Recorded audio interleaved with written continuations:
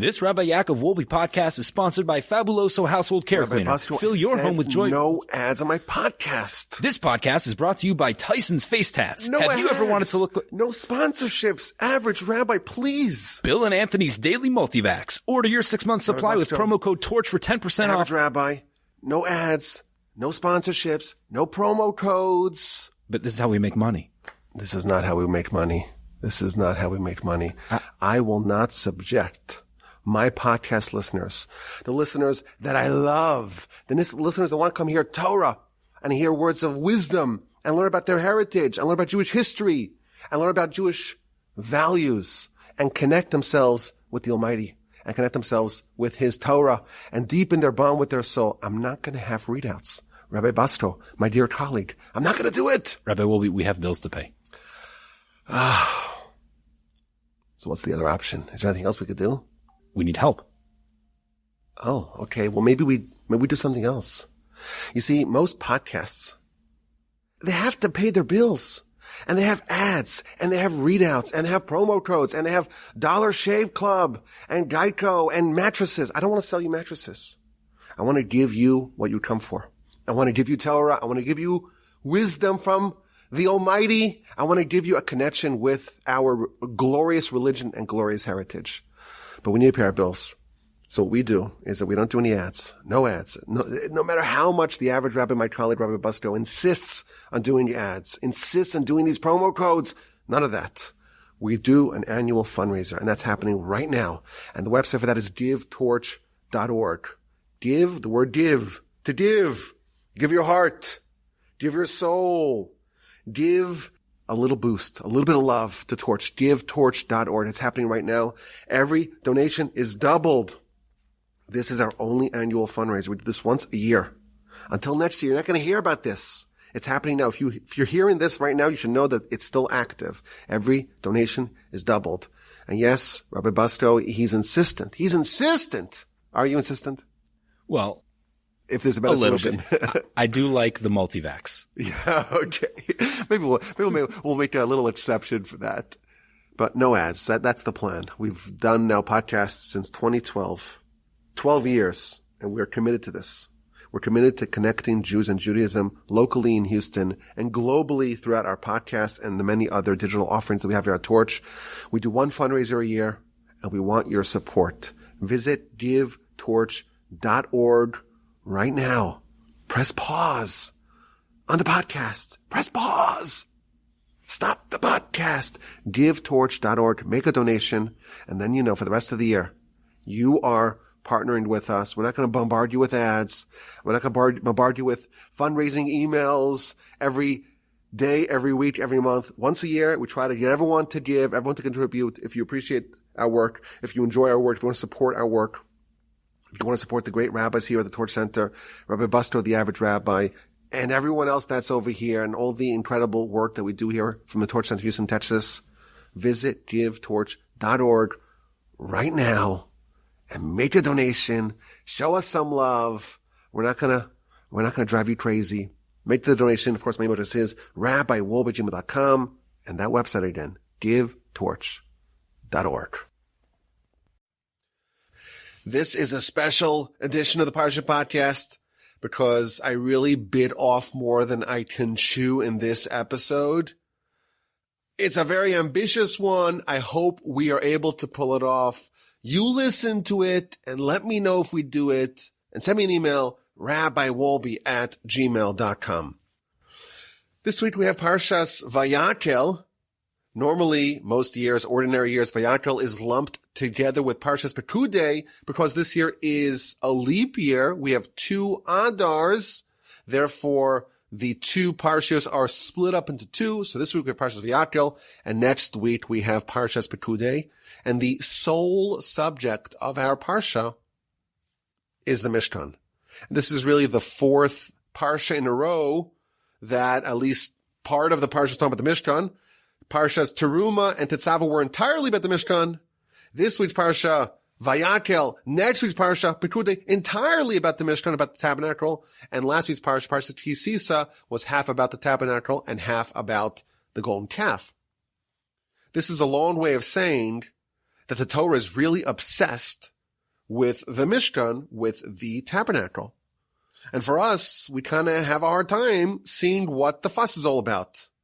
We know the Torah is very skimpy, very precise with its word usage. And it seems like the Torah is belaboring the entire story and narrative of the Mishkan. You know, there are multiple times we're told about the construction of the Mishkan. Initially, when God told to Moshe all the things they need to do, and then Moshe conveys it to the people.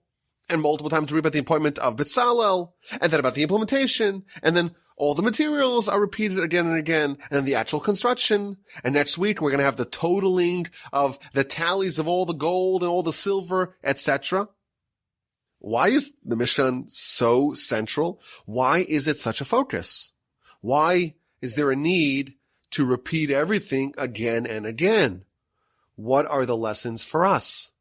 Now, we have a tradition that the more frequently something appears in the Torah, the more central it is. So, for example, we know the bedrock of our faith is the Shabbos. And Shabbos appears again and again and again in the Torah. And we know that idolatry is the biggest no-no. It appears again and again. And the pursuit of the land of Israel, the land of Canaan, the Holy Land, so central, it appears again and again. The Talmud actually points out that in 36 different places in the Torah, it talks about loving the convert, again highlighting how central that idea is.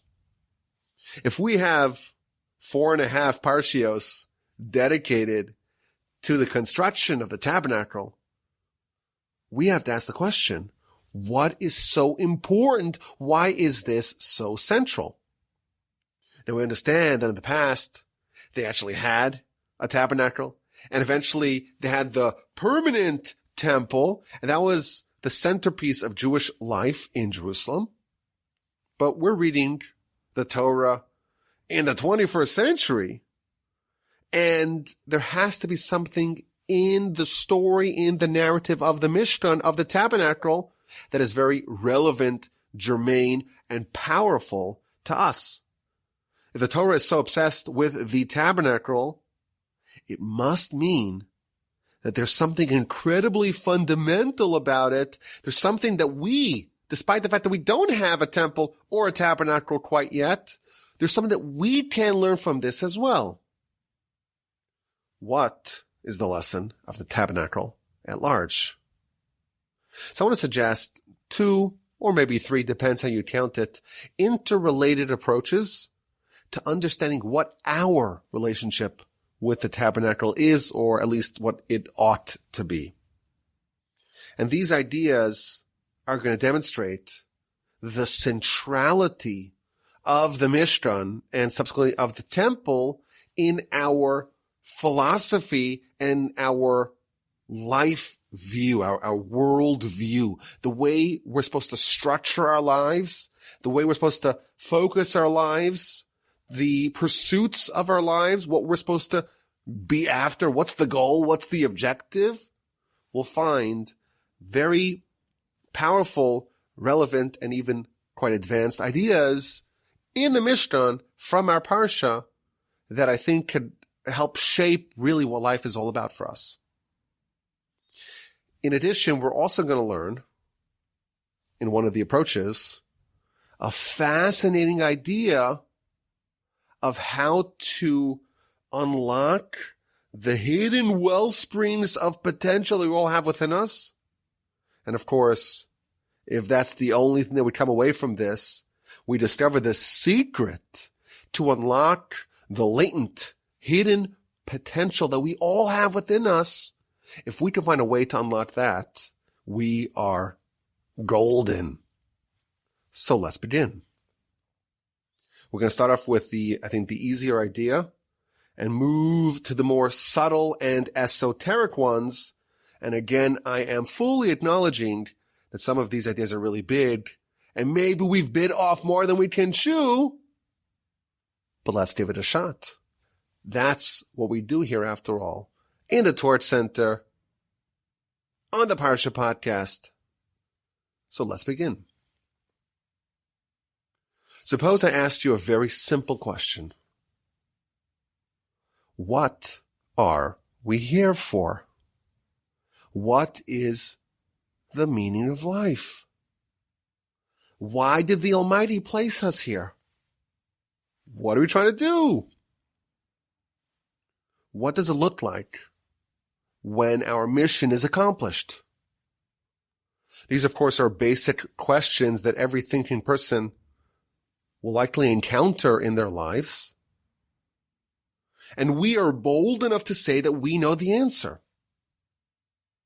And I think that we can legitimately say that the Mishkan, that the Tabernacle, represents the fulfillment of the objective of creation. Why are we here? What's the goal? What does it look like if we succeed? It looks like the Mishkan. Let's explain. We believe that the Almighty created two worlds. There's the physical world, and then there's the spiritual world, what's known as Olam Hazeh, this world, Olam Haba, the next world. Our mission as a species, as a nation, as descendants of Abraham, our mission is to create parity between the heavenly sphere and this physical world. Now, this could play out in a few different ways. We could talk about our soul and our body, and those are representative of the two opposite worlds. Our soul is deeply infused with faith. Our soul has a deep, intimate connection with God. It has instinctive trepidation from God. Our soul doesn't need to be taught about faith. It knows it innately. But the body, well, the body marches to its own beat. The body operates as if God doesn't exist. In fact, you could live your whole life as a body and never even contemplate, what are you here for? What are you doing? What's your plan when you have your audience with your Creator? We are a mashup of two opposites. We got the body, we got the soul. Similarly, on a macro scale, we have these two worlds, with the physical world and the spiritual world. And our mission is to create parity between these two worlds. To make our body as instinctively aware of God as our soul is. And on the grander scale and the macro level, the macrocosm of that is to make this world a world in which God is obfuscated, a world that's working really hard to obviate the need for God, a world where you look and you look around, you don't see God anywhere. In this world, God, by default, is hidden. In the spiritual world, no one denies the existence of God. There are no atheists in heaven, but here there are. And our mission as individuals, and as part of this very exclusive club of people whose souls and antecedents stood at the foot of the mountain at Sinai, our mission is to make this world indistinguishable from the spiritual world. And that's the Mishkan. You should make for me a Mishkan, God says. Make for me a tabernacle, and let me dwell amongst you. Let me dwell here, in this world, on terra firma, on planet Earth, on this world in which, by default, God doesn't make an appearance. We don't see God in this world. Comes along the Mishkan, and there's a palpable presence of God here. Suddenly, our world mirrors the spiritual world. In the spiritual world, God is undeniable. Suddenly with the Mishkan, God's undeniable here too. That's the whole purpose of creation. The purpose of creation is to take a world that naturally, or at least by default, obfuscates God, We can't see God, perceive God, interact with God in any sensory way. The very tools that we use to interface with the world, our senses, are precluded from perceiving God. Yet our mission, the task placed upon our shoulders as individuals and as part of this great nation, is to make this world hospitable to God, to banish all the idols, to shatter all the pagan deities, to cleanse the world from any and all antithetical forces and elements to God, to expose God in this dark world. And the greatest representation of that is the temple, is the tabernacle. There's one point on earth that is exactly like the way things are in heaven. And therefore, the Mishkan symbolizes, it is the structure of what life is all about. This is what we're trying to do in our whole life. Of course, we don't have a temple, but we have the same mission. And it's important for us to dwell upon it, to study it, to read all about the Mishkan, because again, the beginning of the story of the Mishkan, Ve'asuli mikdash, make for me a sanctuary, and let me dwell amongst you. Here, in this crazy, chaotic world, so many atheists, so many things that are so opposed to God, to take this crazy, chaotic, insane world and make it like heaven. I'm sure you've heard of the words tikkun olam. Tikkun olam, to fix the world. Most, not all, but many Jews are aware of that idea, that string of words, tikkun olam, but there is a much larger sentence. These words, tikkun olam, appear in the Aleinu prayer, and it's part of a larger sentence where we outline our mission. Our mission is to fix the world b'malchut shakai, with the kingdom of God. Our mission is to fix the world. This world is broken. It's broken because the Creator is not present, is not acknowledged and recognized by all. Our mission is to fix the world and to enshrine the kingdom of God in this world, to make this world holy, to create a place in this world that is hospitable to God, to mimic the angels. If you look at our prayers, it's all about us trying to make ourselves like angels. Angels, well, they don't exist in our world. They're in the spiritual world, and they fully acknowledge God. And we're trying to mimic them. In this world, we want to be like angels. We want to be entities that are fully cognizant of the existence of God. We say in our prayers, the Kedusha, the Kaddish prayers, it's all about that. Let us sanctify your name in this world like the angels do in the spiritual world. That is our national goal. That is the mission statement of the Jewish people. That's what Abraham began, and we are tasked with completing. And the Mishkan, above all, represents this idea when it was manifested for all to see. So we don't have a physical Mishkan. We don't have a physical temple. Nevertheless, it is imperative to dwell upon it, to ruminate upon it, because this idea represents the central responsibility of our people.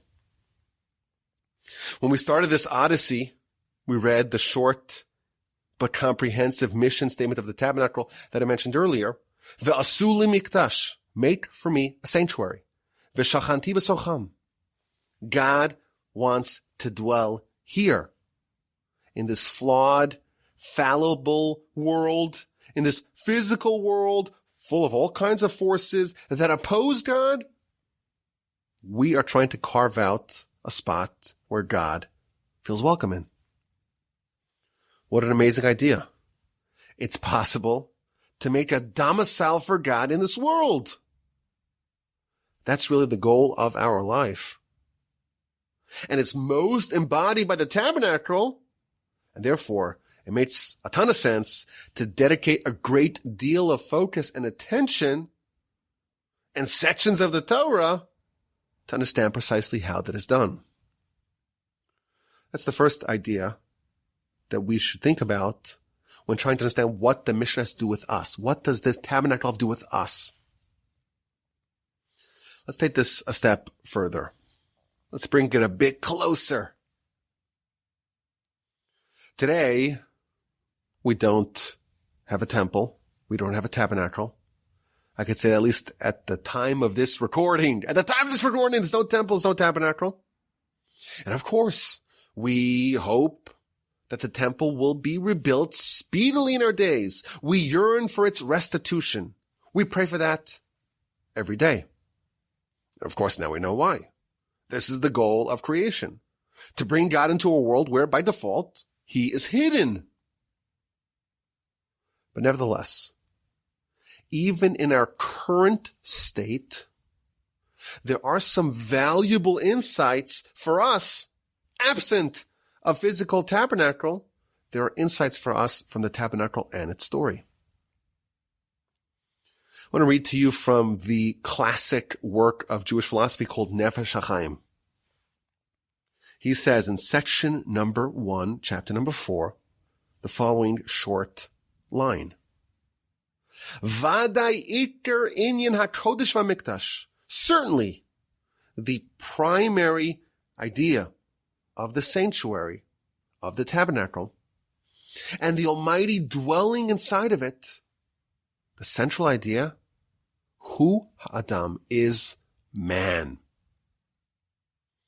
Man is at the center. Man, of course, means mankind. Is at the center of the tabernacle. Well, what does that mean? She'im yiskadesh atzmo kora'ui. If a person sanctifies him or herself properly by fulfilling all the mitzvos, az hu atzmo hamikdash mamish. You have transformed yourself into a literal sanctuary of God. And God will dwell within you. And he points out, or he adds what the Midrash says, that aforementioned verse that describes the mission statement of the tabernacle, it says, Ve'asu li mikdash, make for me a sanctuary, and then 2 words. Ve'shachanti, and I will dwell, be'socham, or betocham, which means in them. It doesn't say in it. How many tabernacles were there? There's only one tabernacle. So why does the verse say, chapter 25, verse 8, why does the verse say, I will dwell in them? It should say, I will dwell in it. There's one tabernacle, and God will dwell in it. That's how the verse says. The verse says, and I will dwell in them. Says the Midrash, I will dwell in the hearts of everyone that is worthy. Today, we don't have a communal tabernacle or a temple. Nevertheless, the verse tells us we can transform ourselves into a tabernacle, a veritable replica of the tabernacle. We can perfect ourselves and make ourselves into a sanctuary in which God wants to reside. What an amazing idea.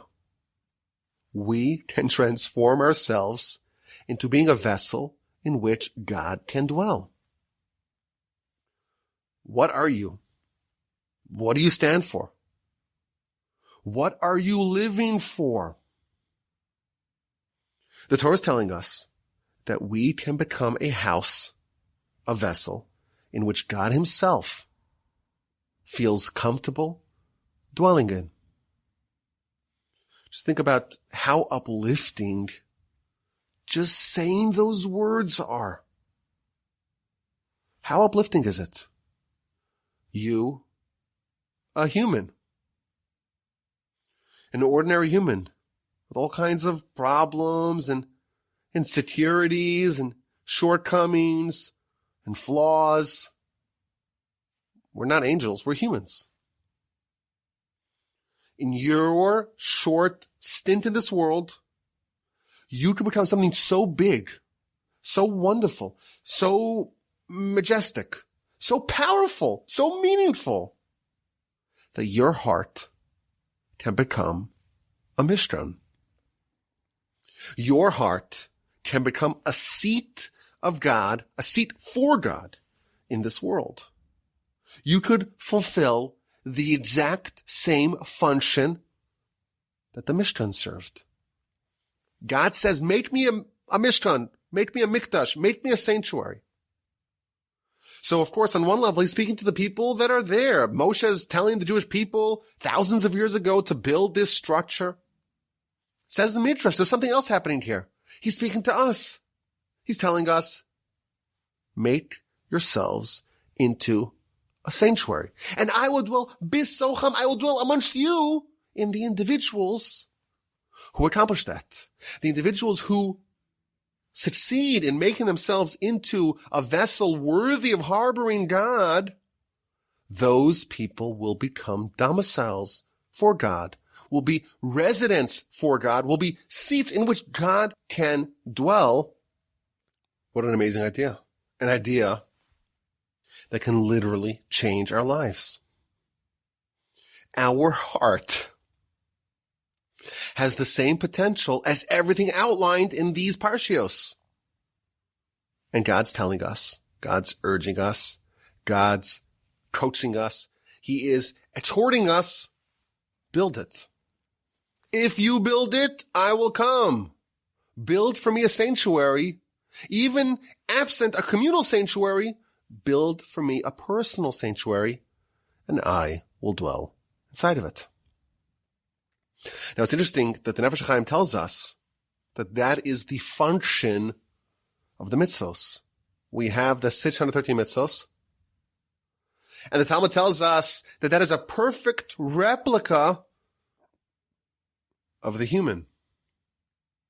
The human, says the Talmud, also is broken down into 613 parts, and in the event that you use the 613 mitzvos to perfect your 613 parts, you have rendered yourself into a sanctuary in which God can reside.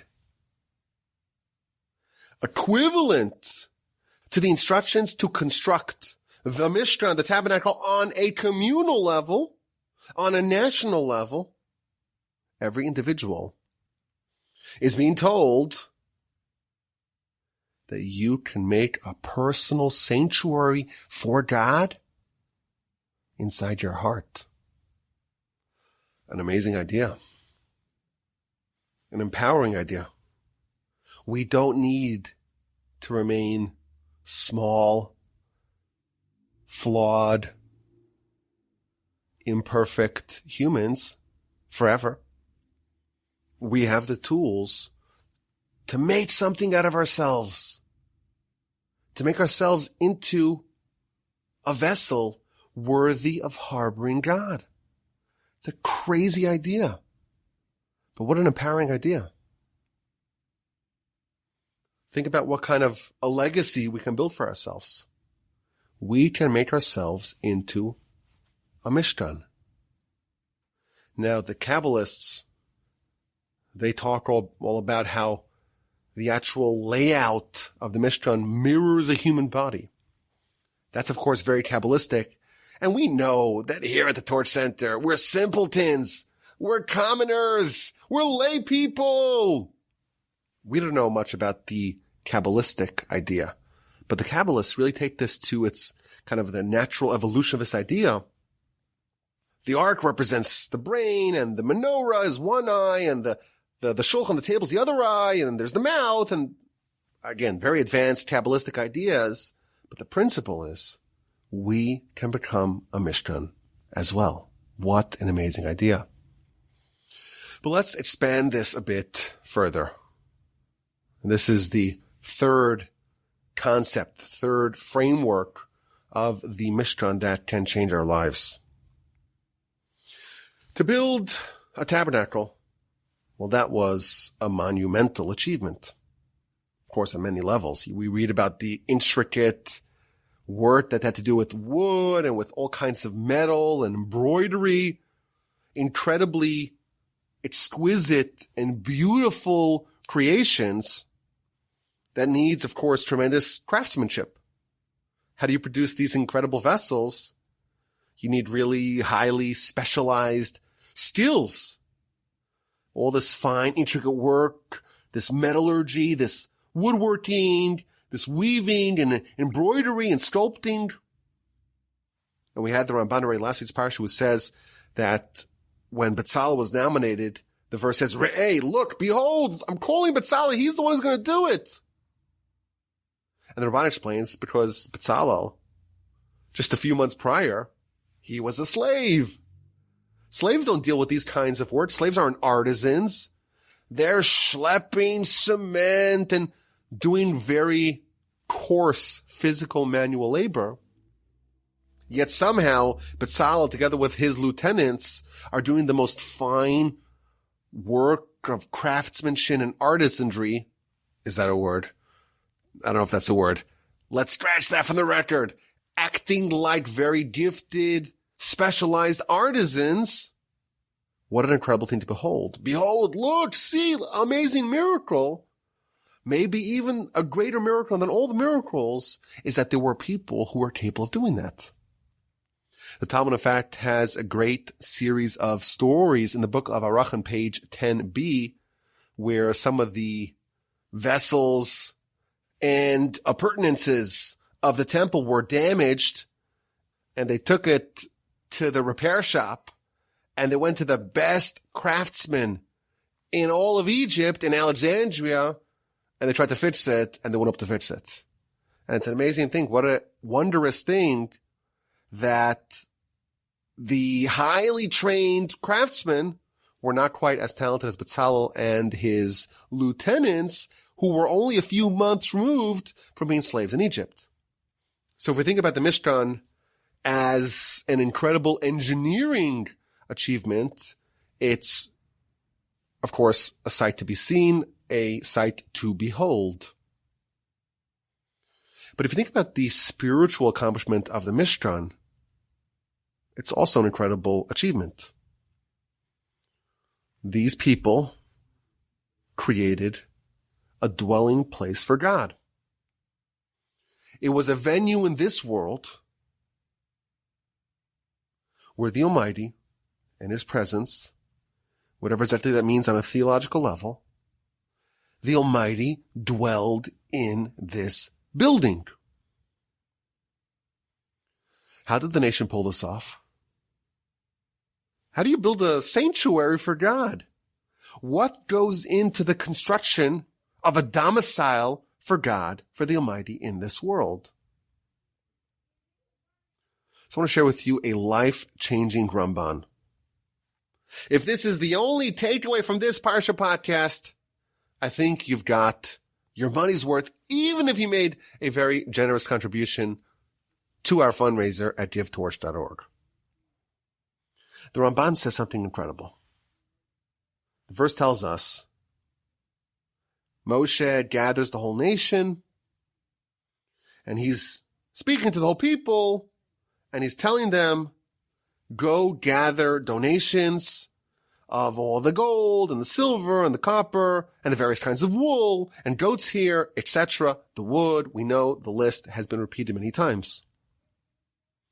But he describes in verse 5 here, Chumitem truma l'Hashem, take a truma, a donation for God. Kol nidiv libo, anyone who is generous in a wholehearted fashion, anyone who is wholeheartedly generous should bring the truma, the donation of God. So there's a donation to God, and there's a donation of God. And the Ramban has a short and cryptic comment on this verse. And if you just read the Ramban quickly, you probably would miss it. He says something fascinating. Every person should bring the donation of God with their donation of gold and silver and copper, etc. Says the Ramban, this means you should bring the lofty donation. With your lowly donation, you bring your lofty donation.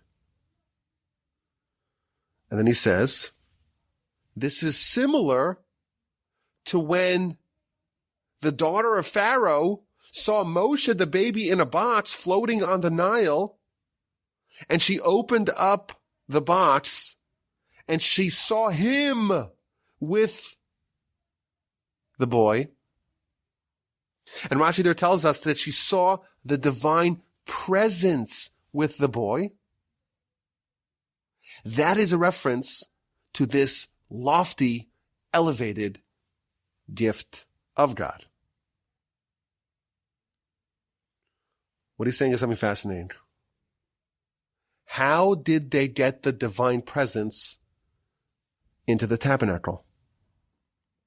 Whenever someone brought a donation, they actually brought two donations. The wholehearted donors, generous benefactors who brought the gold, the silver, all the various materials needed for the Mishkan, they brought two donations. They brought a donation to God, and they brought a donation of God. There was the lowly donation, and there was the lofty donation. And the lofty donation, that is the same thing the daughter of Pharaoh saw with Moshe. The daughter of Pharaoh saw that the divine presence was with Moshe. What the Ramban is telling us is that every person, deep within them, in the deepest part of their existence, in the deepest part of their heart, has a deep and intimate connection with the Almighty. The divine presence exists deep in the soul of every person. And when people brought a donation, they brought the gold, but together with the gold, these wholehearted, generous benefactors also brought that part of the divine presence that was within them, the lofty donation, the donation of God. They brought that with them. And how did you have the divine presence coalesce into the Mishkan? Every person, with their donation, contributed their heart as well, contributed the part of God, so to speak. Again, I want to be very careful. God has so many parts. Part of the Shekhinah, as it's called, the part of the divine presence, that closeness that they deeply have within them, that intimate, irrevocable connection that they have with God, they unearthed that from within them, and they gave that towards the Mishkan. Very, very, very deep ideas here. Every person donated the Shekhinah, so to speak, the connection that they have with God. They donated that as well to the tabernacle. Now, what this actually means, of course, that's even the next level of probing of this subject. Our sages tell us that the closest place you could find to God in this world is inside the heart of every person. Of course, the verse tells us God made man in the image of God. What that means, I don't know. But our sages tell us that there's something that we have within us that is so close to God. But it's buried deep within us. We may not even be aware of its existence. And the people who were so wholeheartedly generous, they were able to dig deep into themselves and discover and unearth that part of themselves that was so deeply and intimately connected to the Almighty. And that came along with their physical gift of gold and silver and precious wool and wood, etc. What an idea. Just an incredible idea that the Ramban is saying over here. What does it mean that a person gave the generous of heart? It means they gave their heart. And they gave the gift of God. They gave the part of themselves that was connected to God. They found a way to access that, to tap into that, and to give it. And every Jew gave their connection, and that was all coalesced into the Mishkan. And that is how you created the Almighty dwelling in the Mishkan. We read about this whole story, the whole parsha. It's a fundraising drive. And I said this last week, I like the fundraising drives. It's fun. You make a call. Who has got some gold? Everyone wants to give gold. Amazing. The Ramban is telling us there's something much deeper happening over here. This is not just an appeal. We need some wood. Anyone's got some wood. We need some copper. Does anyone by any chance have reddened goat skins? If that's what this was all about, it could have been done more quietly. Get a few machers, as they say. Get a few people who have the access to the materials. Why do we have to read about this? The Ramban is revealing something so much deeper here. Everyone is giving the gift of their own heart and their own connection with God. The truma, so to speak, of God. They're taking that and they're giving it to the temple. And together, that is amassed in the physical tabernacle, and that's why there's a complete connection of God in this building. It's just an incredible idea. We all have the Shekhinah, so to speak, within us. We all have a point within us on a very, very deep level that is inseparable from God. And there's a way, says the Ramban, to take that, to unearth that, to expose that to the world, to unlock that tremendous holiness that we have within us. And the way to do that is by giving wholeheartedly. Nediv limo, giving your heart. We're very guarded. We're very protective of ourselves. We're all scared to be vulnerable. With the Mishkan, people gave themselves. They gave their heart. They were able to tap deep within to themselves and access this part of themselves that's just the absolute depth of who they are. That point where is that Tzelem Elokim, the image of God, where that lies in a person. They were able to discover that, bring it forth, and bring that, give that, donate that, together with their physical gift as well. There are gifts that can be given with your hand. You have gold. Here's a gold chain. Here's a silver ingot. Take it. Here you go. That's a gift with your hand. The verse tells us, the Ramban explains, that these were people who were generous of heart.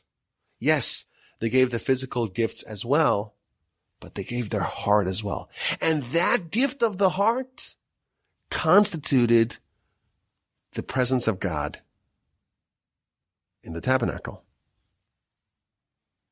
Fascinating idea here in the Ramban. Of course, it's a very advanced idea. I promised you, I said, we're biting off more than we can chew. How do we process this idea? What do we do with it? It's just incredible. Just unbelievable, life-changing idea. My grandfather, blessed memory, pointed out that this same word of nidiv, lave, appears by Abraham. Abraham was the first person to do that. Abraham was the first person to discover that depth of connection that he had within him.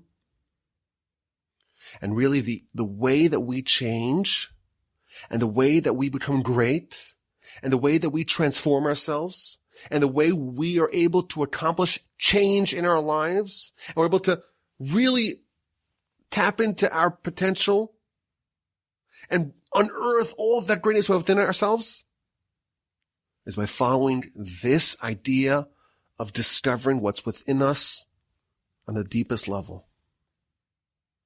Together with the gold came the heart, and the Shekhinah, whatever that means, embedded within it. To me, this was just a radical, life-changing idea. And I think this connects with the previous idea. We said that you could still build a Mishkan within you. The idea of the Mishkan, the idea of the Tabernacle is not divorced from us today. We can still build ourselves into a Mishkan. Here, the Ramban's telling us that even with the original Mishkan, it was built from the person. It started off with the people who gave their heart, who dedicated their hearts, who contributed the divine presence that they had within themselves. That is what fostered the divine presence dwelling in the Mishkan. What an idea. You read this idea, it's like your whole life has changed. Your entire life has to be assessed anew. We all have such tremendous holiness within us. Holiness powerful enough to effectuate the Almighty dwelling in the tabernacle, in the temple. And there is a way, there's a means to uncover that. It's called Nidiv Lev. It's to give your heart, to give the part of you that you feel so maybe insecure and vulnerable about. If you open that up, that's it. You're unearthing the most powerful parts of you. The Tzelem Elokim, the image of God is within you. The point of view that's most connected to the Almighty, that can be unearthed. That can be exposed. That can be brought to the surface. That could even be given over. But once you access that, your potential has been unlocked. So to our original question, what does this have to do with us? Why are we all about this Mishkan? We don't have a temple. We're hoping for it, but we don't have one. We have 3 deep lessons. Number 1, this is the objective of our existence. Our existence here is to fix the world, to make the world a kingdom of God, to make this world equivalent to the spiritual world. And that's symbolized by the Mishkan. Idea number 2, it's still relevant to us because we can still transform ourselves into a domicile for God via the mitzvos. God says, make for me a sanctuary and I would dwell within you. And that is still feasible today. And finally, we learned this amazing Ramban, just amazing Ramban. Very advanced. I'm acknowledging it's just so advanced. It's getting into the infrastructure and the mechanism of how we actually change on a fundamental level. How was the presence of God actually established in the Mishkan? It was done via this process of giving over your heart. Giving your heart together with the gift came the heart. And in that heart, there already was a connection with the Almighty. And that, when all the Jews did that, you have this presence of God permeating the tabernacle. By giving your heart, holding nothing back, you discover that deep within you there is already latent holiness, ready to just burst forth. If you give that, you create the tabernacle. Okay, let's hit this week's exquisite insight.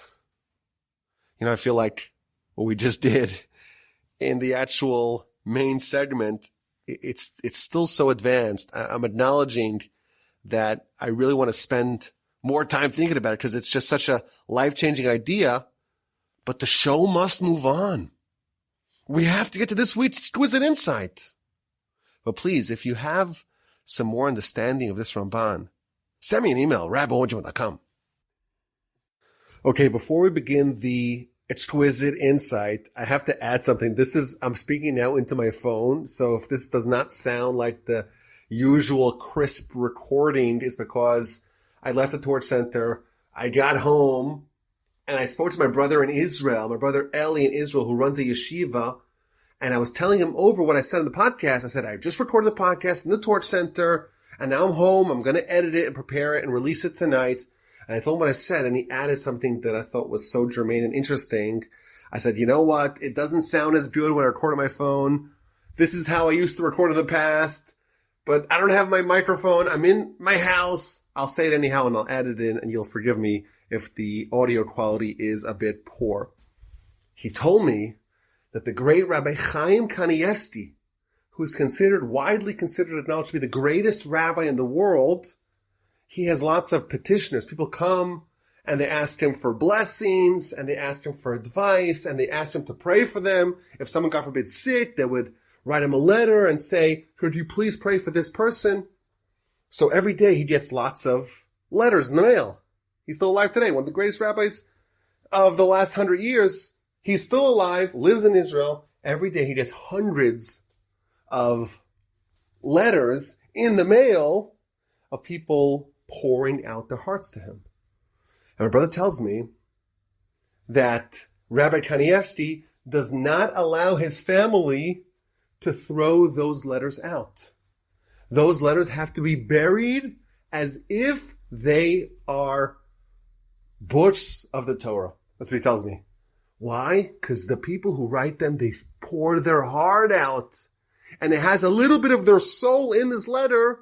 And even though it's a letter that's a very mundane letter, it's not a Torah letter, it's a letter, maybe with the name of someone who needs a salvation, who's sick, the great rabbi, please pray for him.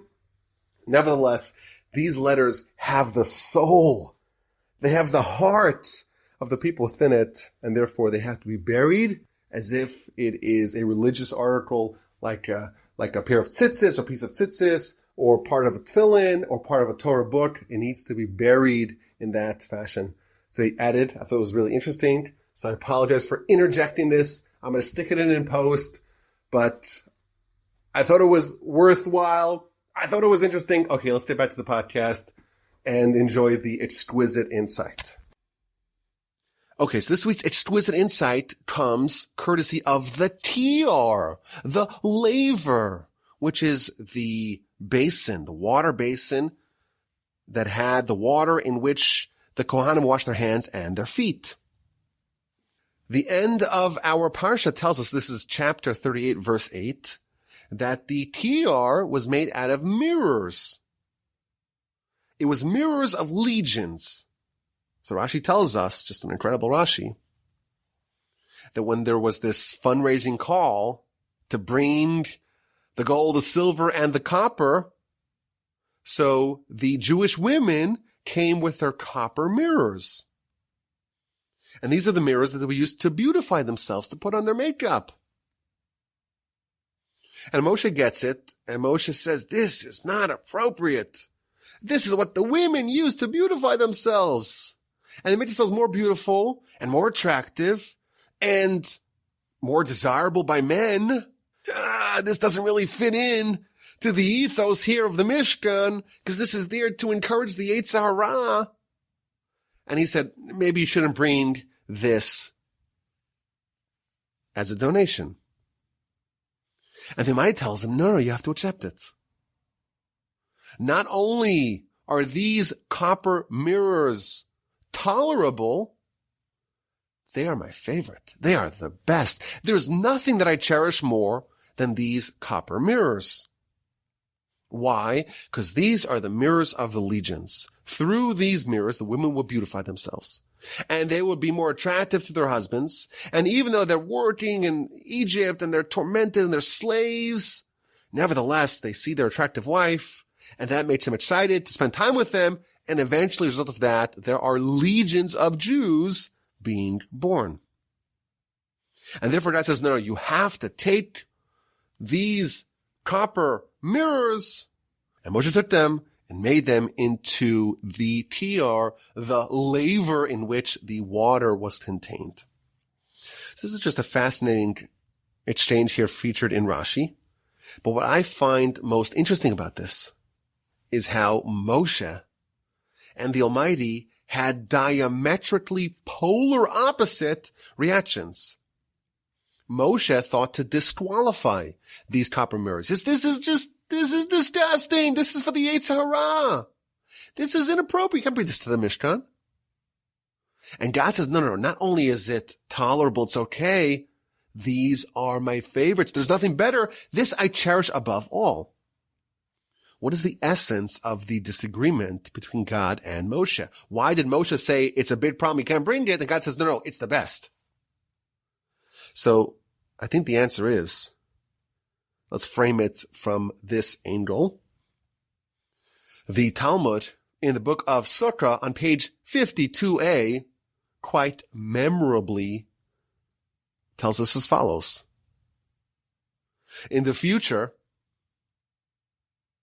the Almighty will take the Yetzer Hara and will slaughter it. The Almighty will slaughter it in front of the righteous and in front of the wicked. To the righteous, the Yetzer Hara will appear to be like an unconquerable mountain. And to the wicked, the Yetzer Hara will appear to be like a strand of hair. And both groups, the righteous and the wicked, will be crying. The righteous will be crying, and they'll say, how did we overcome? How did we conquer this imposing mountain? And the wicked will cry, and they will say, how did we trip over this strand of hair? How were we unable to conquer this strand of hair? And this is a fascinating Talmud for a variety of reasons. Of course, maybe the most important question is, how is it possible that the Almighty is slaughtering one thing, and to the righteous appears to be a mountain, and to the wicked that very same thing appears to be a strand of hair? And that is a major subject of one of the chapters of my book that just recently came out, Upon a 10-Stringed Harp, available wherever great Jewish books are being sold. That's one question. But with the whole idea of the Almighty slaughtering the Yetzer Hara, such a fascinating idea. The Baal Shem Tov points out that the word used over here is to slaughter. Doesn't say to kill, to destroy, to slaughter. It's the same word used to describe ritual slaughtering of a kosher animal. You have a cow, it's a kosher animal, you gotta slaughter it. If you shoot it in the head, it's dead. It's a kosher animal, but you cannot consume it. You slaughter it properly. Now it's kosher. Says the Baal Shem Tov, this process in the future, the Almighty slaughtering the Yetzer Hara, is taking the Yetzer Hara that's like a kosher animal that just needs to be slaughtered and rendering it into kosher. The Yetzer Hara, that's a force engineered by God to try to tempt us to sin. But there is a process via which it can become kosher. There is a version of it, when channeled properly, it can become kosher. The Midrash tells us that when the Almighty saw His creation, the end of chapter 1 of Genesis, Vayakhel, God saw all that He made, v'hinei, and behold, it was tov me'od. It was good. Tov means good. Me'od means very, very, exceedingly good. Says the Midrash, tov, that's a reference to the Yetzer Tov. When it says that God looked at His world and He saw it was, behold, very good, when it says good, it's a reference to the good inclination. When it says me'od, very, very, exceedingly good, that is a reference to the Yetzer Hara. The Yetzer Tov, the good inclination, is good. It causes us to do good. It's good. It's an unalloyed good. The Yetzer Hara, the evil inclination, if you slaughter it, if you make it kosher, if you process it, it becomes not only good, it becomes very, extremely, exceedingly good. Tov me'od. Moshe looks at these mirrors, and he sees Yetzer Hara. And he says, Yetzer Hara, evil inclination, this is no place here in the tabernacle. And God says to him, you know what, you're right. This is the Yetzer Hara. But this is a slaughtered version of the Yetzer Hara. This is the Yetzer Hara being used for a good purpose. This is the Yetzer Hara being used to establish legions amongst our people. And therefore, there's nothing better than this. This is even better than the Yetzer Tov. Yetzer Tov is good.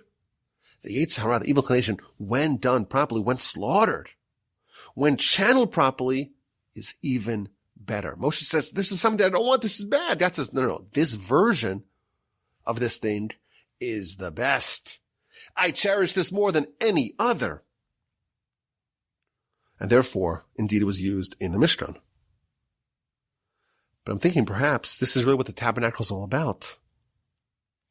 The Tabernacle and the subsequent temple, it's about taking that part of us that could be bad and slaughtering it. We take an animal is symbolic of our animalistic self. And we're taking it and we're slaughtering it. We're rendering it into something holy. We're elevating it for God. We're committing what could be misused for evil into something wonderful and beautiful and holy and transcendental. I thank you all for listening. Did you enjoy this as much as I did? I'm in the Empty Torch Center, recording it late Tuesday night. What a joy. What a delight. Thank you for listening. Have a great day. Have a wonderful rest of your week. And please God, an incredible, sensational, terrific, stupendous Shabbos upcoming. And with the help of the Almighty, we will talk again next week. As always, my email address is rabbywolbe@gmail.com.